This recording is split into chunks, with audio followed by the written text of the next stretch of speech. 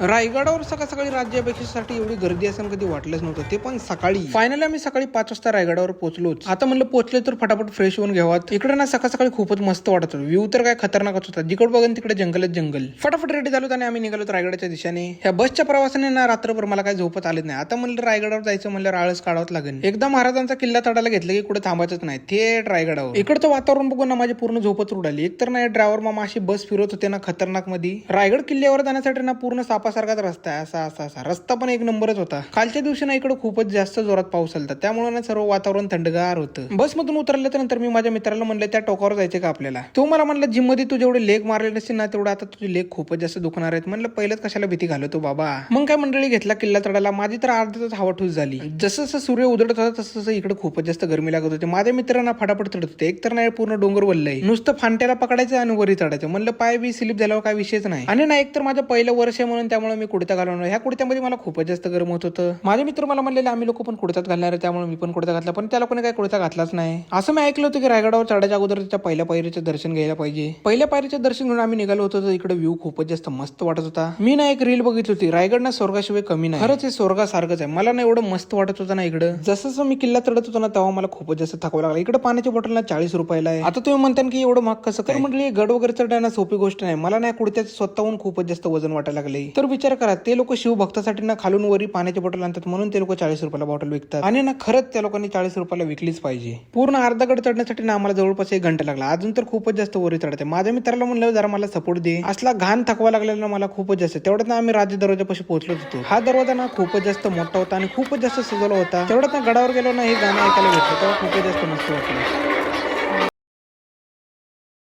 गडावर आल्यावर गाणं ऐकल्यावर अशी खतरनाक शक्ती आली ना, म्हणलं आता पटापटच चढायला पाहिजे. छत्रपती शिवाजी महाराजांच्या राज्याभिषेकासाठी एवढी गर्दी होती ना खूपच जास्त. गडावर पिण्याची पाण्याची आणि खायची सोय खूपच मस्त होती. आम्ही गडावर पोहोचल्या सगळ्यात पहिलं आई तुळजाभवानीचं दर्शन घेतलं. हे छोटंसं आई तुळजाभवानीचं मंदिर छत्रपती शिवाजी महाराजांच्या काळाचं आहे. तिथून दर्शन घेतल्यानंतर आम्ही थेट राजांचे दर्शन घ्यायला आलो. इकडला बघतो तर काय इकडे खूपच मोठा ढोल तशा वादकचा पथक होता. 1-2 पथक नव्हे तर पूर्ण 7-8 पथक होते. असला खतरनाक क्राऊड होता ना, खूपच जास्त पब्लिक होती इकडे. फर्स्ट टाइम मी रायगडावर आलो, मला एवढं मस्त वाटत होतं ना. वरनं इकडे पब्लिकला जेवायला पण होतं. जवळपास पब्लिकचा क्राऊड हळूहळू वाढत होता. तेवढ्यात ना आम्हाला ज्योतिबाची काठी दिसली ना असताना. ही काठी एवढी मोठी होती ना, खूपच जास्त मोठी. वरून ना त्याच्यावर एका लहान मुलीला पण चढवलेलं. आणि तो जो शिवभक्त आहे ना तो ना बिगर सपोर्टची ती काठी नाचवतोय. हे बघून ना फार अंगाला काटाच आला.